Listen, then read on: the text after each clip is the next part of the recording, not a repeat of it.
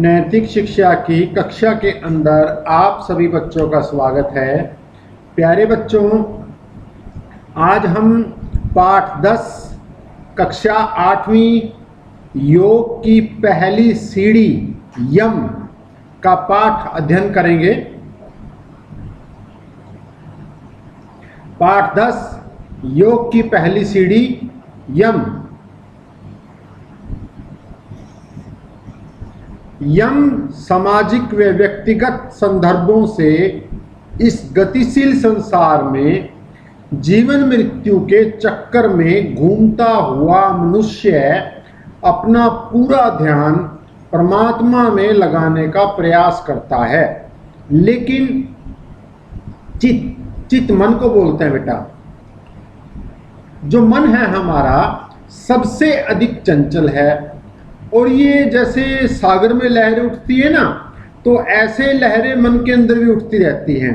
इसीलिए यहाँ पर कहा गया है, वास्तव में इसकी लहरों को रोकना हवा की तीव्रता, आंधी को रोकने के समान है कि मन को रोकना। इसमें ये कहा गया है जैसे आंधी को रोकना।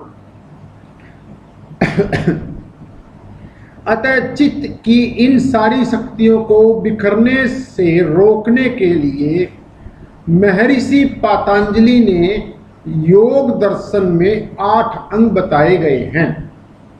अब देखो, यहाँ पर आपका एक आंतरिक प्रश्न बन जाता है, योग दर्शन में महर्षि पतंजलि ऋषि ने कितने अंग बताए? 8। इन्हें योग के 8 सोपान या सीढ़ियां भी कहा जाता है।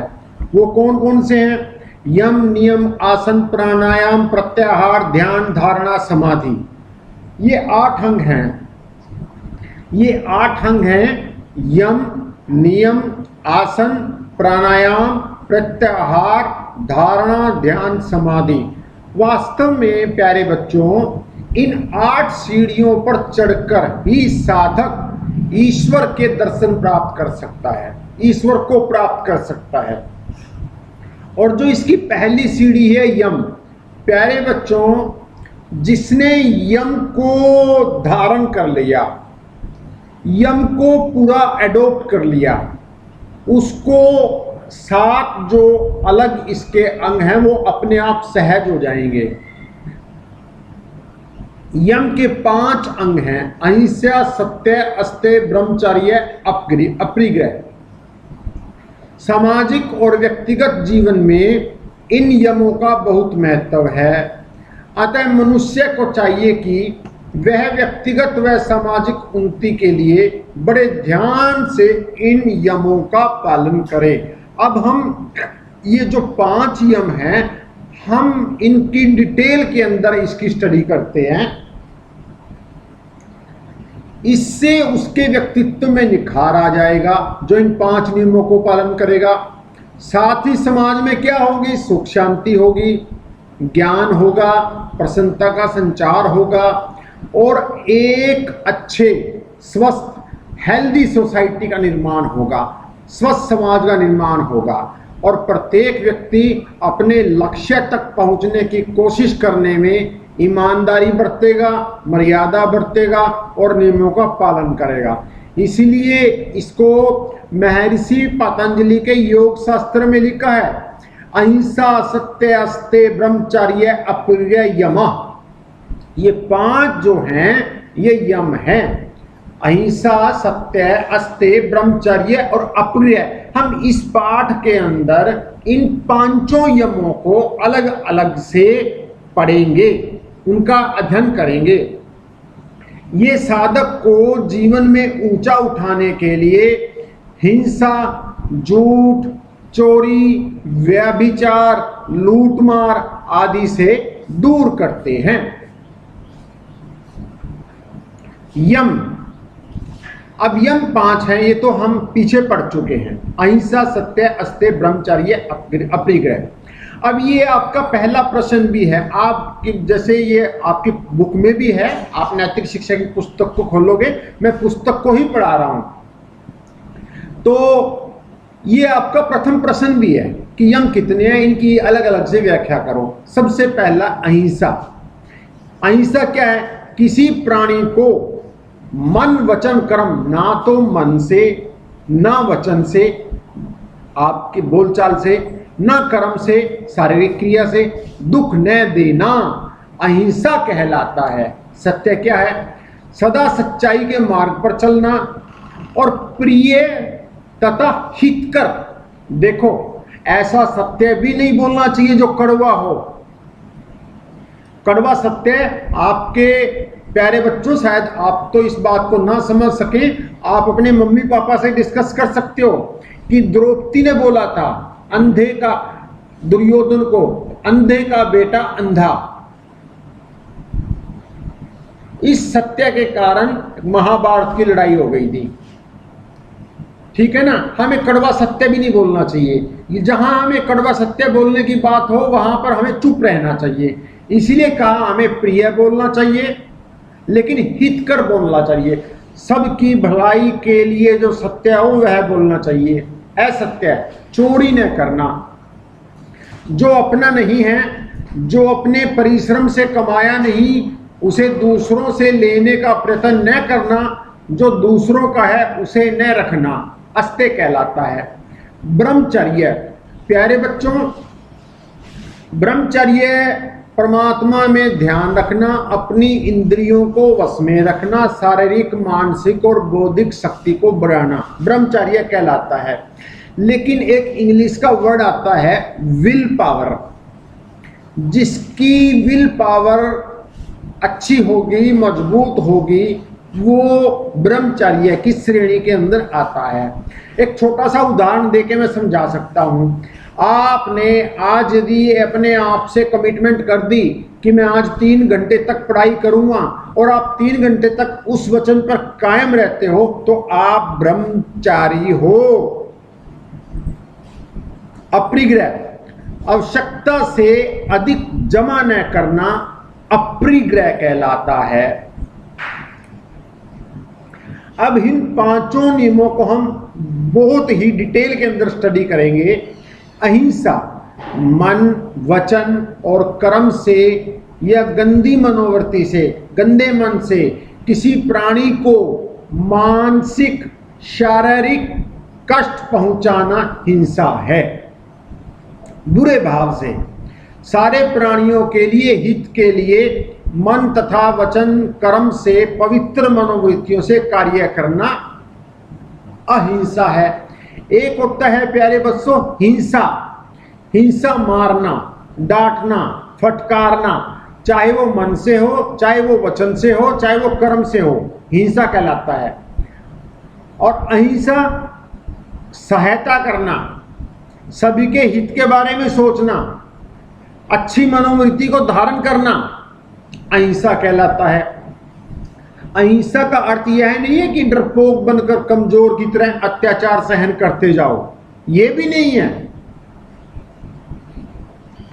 अहिंसा यह भी नहीं है कि धर्म जाति और देश पर आक्रमण करने वालों के आगे हाथ जोड़ लिए जाएं, यह भी अहिंसा नहीं है कि अत्याचारी चोर डाकू पापी लोग भोली वाली जनता पर अत्याचार कर रहे हो और हम कायरों की भांति खड़े देखते रहें, यह भी अहिंसा नहीं है। अहिंसा यह भी नहीं है यदि कोई पागल अपने शस्त्र से अपने आप और दूसरों को घायल कर रहा हो फिर भी हम उस पर शस्त्र न छीने। यदि कोई ऐसी बातों को हिंसा कहता है तो वह शास्त्र के भाव को नहीं समझता। कहने का मतलब प्यारे बच्चों यहाँ पर यह है कि यदि कोई अत्याचारी है, चोर है, डकैत है, उसको उसी की भाषा में जवाब देना चाहिए और रक्षा करनी चाहिए, वो अहिंसा नहीं है। लेकिन अब बिना किसी को तंग किए आप उसको मन क्रम वन वचन वाणी से तंग कर रहे हो, उसको डांट रहे हो, फटकार रहे हो, उसको दुख तकलीफ दे रहे हो, वो अहिंसा है। हमें यह समझना चाहिए कि हिंसा शब्द किसी को न मारना ही के अर्थों में नहीं आता। वास्तव में अहिंसा या हिंसा का संबंध मनोवृत्ति से है, आपके मनोभाव से है, आपके दिल की मनोकामना से है।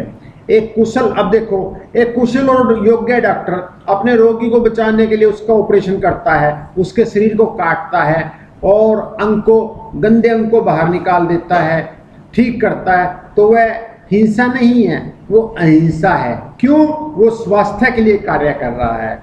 तो क्या आप उसको हिंसक कहोगे? नहीं कहेंगे। क्यों? क्योंकि वह जीवन देने के लिए कार्य कर रहा है, मन वचन कर्म से निष्ठा व लगन से कर रहा है और अपने कर्तव्य का पालन कर रहा है।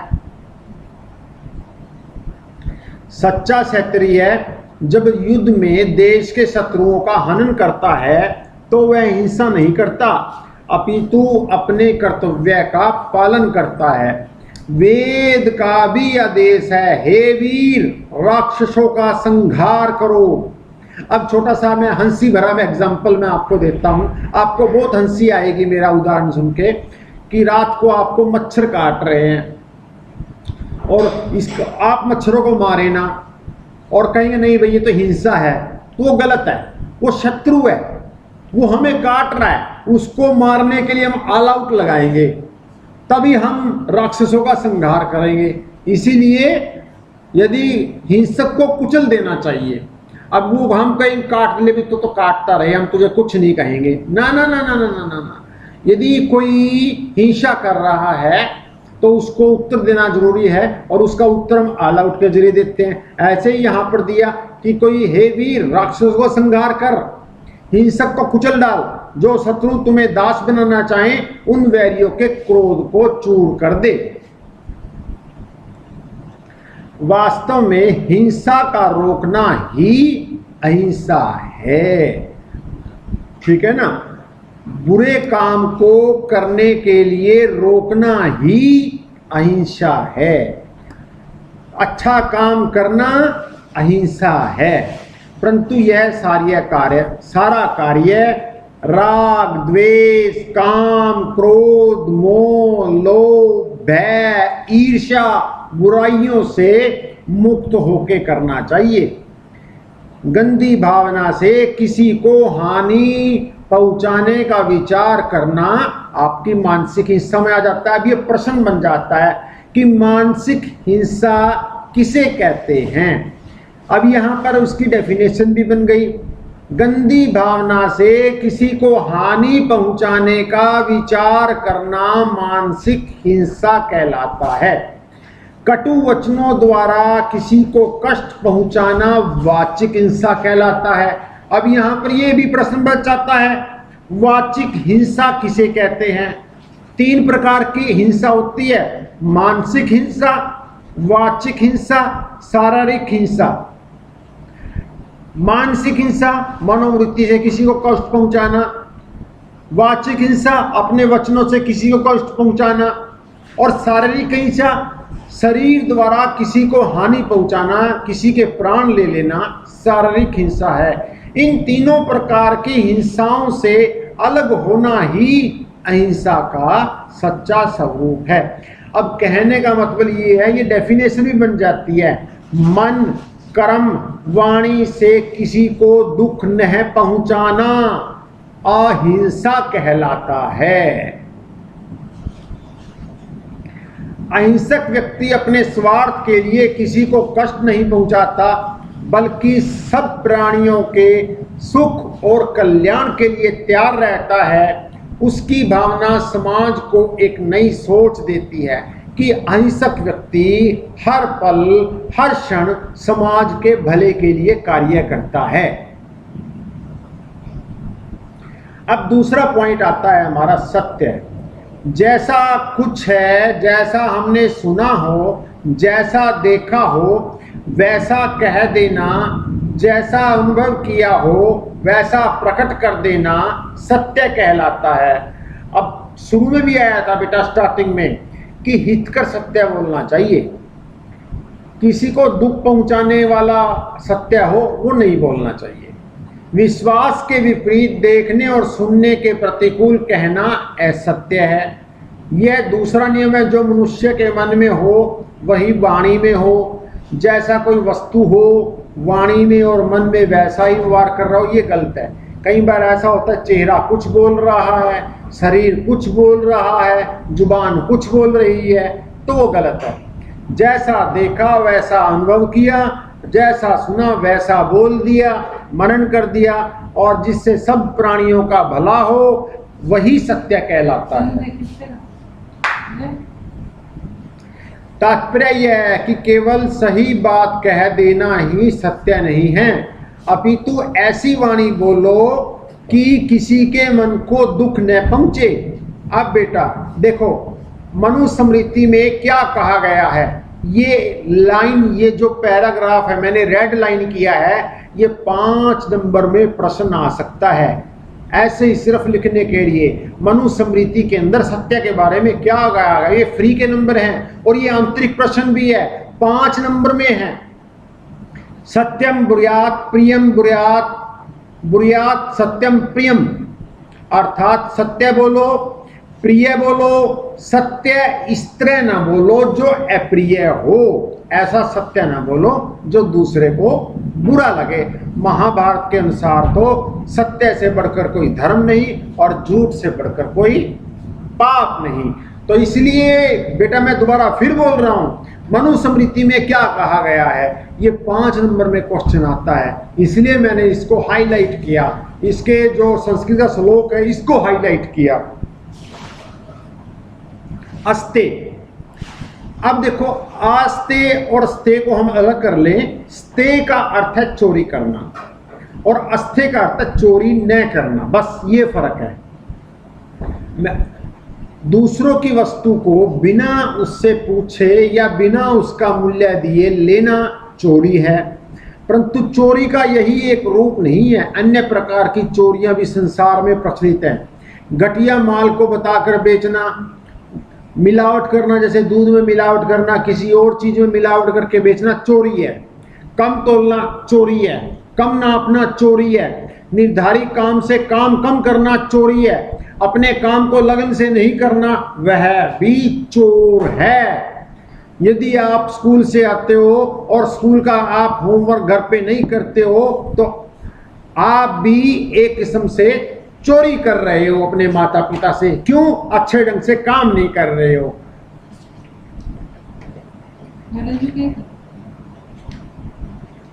यह व्यक्तिगत व सामाजिक दोनों तरह से हानिकारक अन्याय से किसी की संपत्ति, राज्य, धन या अधिकार को छीन लेना चोरी है। गरीबों का रक्त चूसकर धन इकट्ठा करना चोरी है। देखो कितने साफ साफ शब्दों में बताया गया है।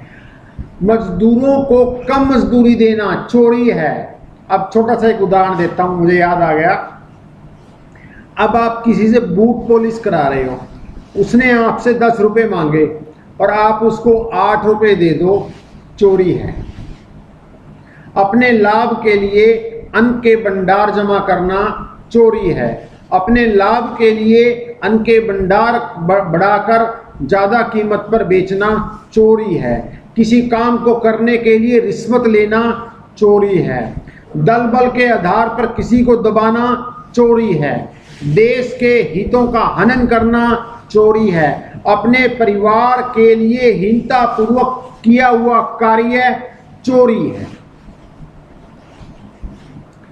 उपयुक्त सभी काम व्यक्ति को तो हानि पहुंचाते हैं, लेकिन समाज को भी हानि पहुंचाते हैं, सुख शांति में भी बाधक बनते हैं। ऋषियों ने कहा है, यदि सारे मनुष्य अस्ते के मार्ग पर चल पड़े तो दुनिया का सारा आर्थिक संकट दूर हो जाएगा। आर्थिक संकट बोल रहा है प्यारे बच्चों, क्यों?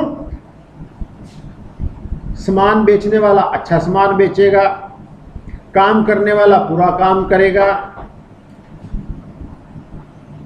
ठीक है ना। दूध बेचने वाला सही दूध बेचेगा, दाल बेचने वाला सही दाल बेचेगा, मिलावट नहीं करेगा। तो जहां मिलावट नहीं होगी तो आर्थिक संकट अपने आप दूर हो जाएगा और सारे के सारे युद्ध समाप्त हो जाएंगे। 4th है हमारा ब्रह्मचर्य। आंख,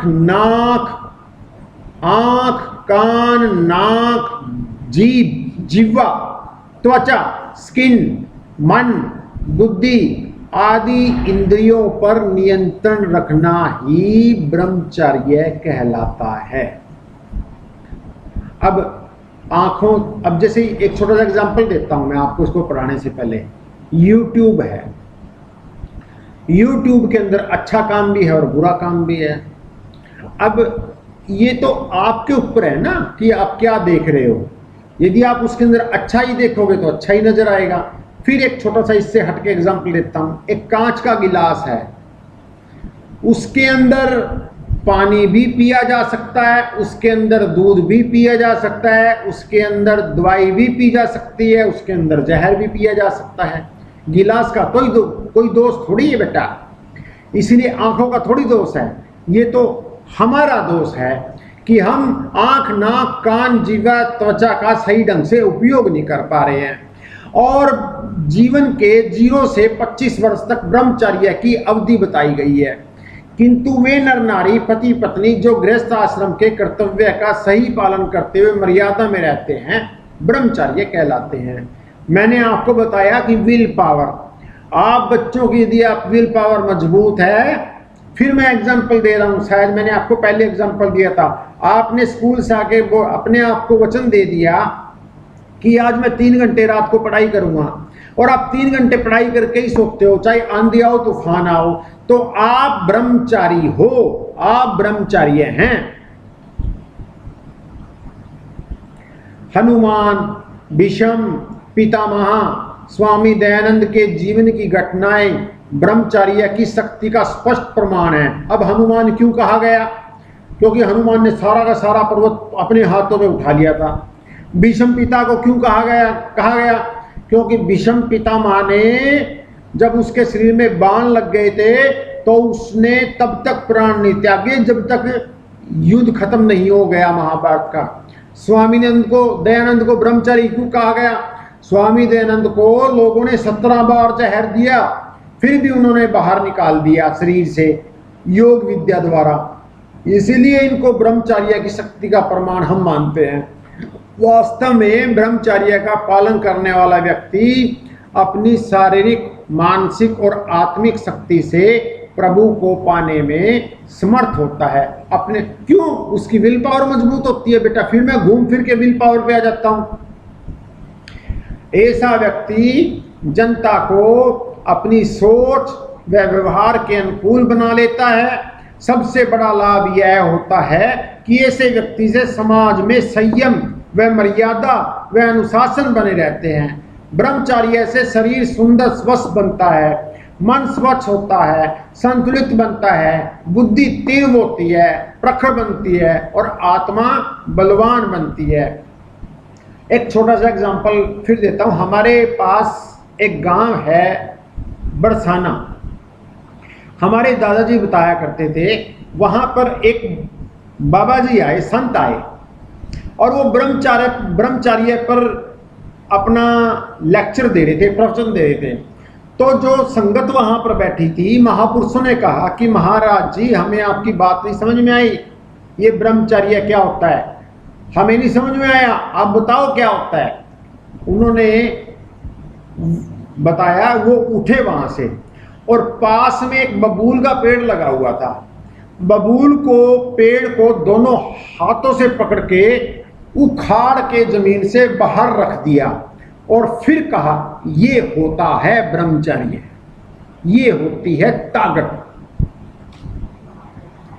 अपरिग्रह, परिग्रह का अर्थ है नितांत सग्रह, अर्थात धन माल जोड़ते ही रहना, समाज के लिए उपयोग न करना। लेकिन अपरिग्रह का अर्थ है कि जोड़ो लेकिन गलत संग्रह ना करो। इतना जोड़ो कि आप सुख से जिए, शांति से जिए, और आवश्यकताओं से अधिक वस्तुओं का संग्रह नहीं करना ही अपरिग्रह है। यदि आपको 2 वक्त की रोटी खानी है तो आप इतना अन्न क्यों कलेक्ट करो? एक छोटा सा एग्जांपल फिर मुझे याद आ गया कि कई बार मंदिर के अंदर हमें लोगों द्वारा भंडारा लगाते हुए देखा गया। वहां पर लोग इतना ऐसे देखे कि इतना अन्न इकट्ठा कर लेते हैं कि जैसे वो 4 दिन तक खाएंगे, लेकिन अन्न को तो 1 दिन तक भी नहीं खाया जाता। तो वो अपरिग्रह नहीं है। अपरिग्रह वो है कि उतना जोड़ो जितना आप की आवश्यकताएं अच्छे से पूर्ण हो सकें। हमारी आवश्यकताएं जितनी बढ़ेंगी उतनी ही समाज में अशांति बढ़ेगी, क्योंकि उन आवश्यकताओं को पूर्ति के लिए हमें अनावश्यक कार्य करना पड़ेगा, उल्टा सीधा धन इकट्ठा करना पड़ेगा।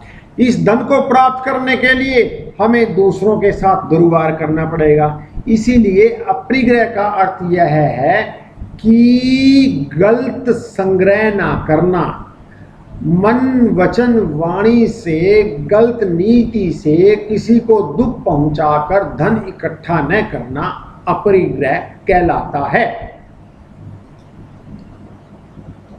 रिश्वतखोरी का जन्म इकट्ठा करने की भावना से ही हुआ है। आजकल दुनिया धन इकट्ठा करने के जाल में फंसी हुई है, स्वयं दुखी है और दूसरों को दुख दे रही है। बड़े बड़े देश के कमजोर देशों को पीड़ित कर रहे हैं। अब देखो, जैसे चीन का एग्जाम्पल आपके सामने है, वो छोटे छोटे देशों को कर्ज देता है, फिर उनको खा जाता है, अपने अंदर मिला लेता है। तो ये अपरिग्रह नहीं है। एक ओर तो तन ढकने के लिए वस्त्र नहीं, और दूसरी ओर वस्त्रों का इतना भंडार है कि उसकी रक्षा के लिए चौकीदार रखने पड़ते हैं। एक व्यक्ति मकानों और कोठियों और बंगलों में रहता है, और एक व्यक्ति को सर छुपाने के लिए धूप छांव बचने के लिए कुटिया भी नहीं। ये गलत है। एक और अन्न के गोदाम पड़े पड़े हैं, दूसरी ओर बेचारे को एक वक्त की रोटी के लिए भी तड़पना पड़ता है, सड़कों पर भूख मर रहे हैं। ये अपरिग्रह नहीं है। दुखी संसार के रोगों की एकमात्र दवा है अनुचित संग्रह न करने की भावना, अपरिग्रह। अर्थात अतः यम का अर्थ है वश में करना, अनुशासन और मर्यादा में रहना। वास्तव में ये पांचों यम व्रत कहलाते हैं, और जो भी इनका पालन करता है वह मर्यादा पूर्वक जीता हुआ संसार का कल्याण करने वाला है। मृत्यु के देवता को भी यम इसलिए कहते हैं क्योंकि यह सबको शासन में रखता है। इट मीन्स क्या है कि सुव्यवस्थित। यदि संसारी लोग इन 5 व्रतों का पालन करेंगे तो दुनिया फिर सुख समृद्धि में स्थिर हो जाएगी, और इससे अनेक समस्याओं का समाधान हो सकेगा। यह व्यक्तिगत व सामाजिक हितों के लिए भी आवश्यक है।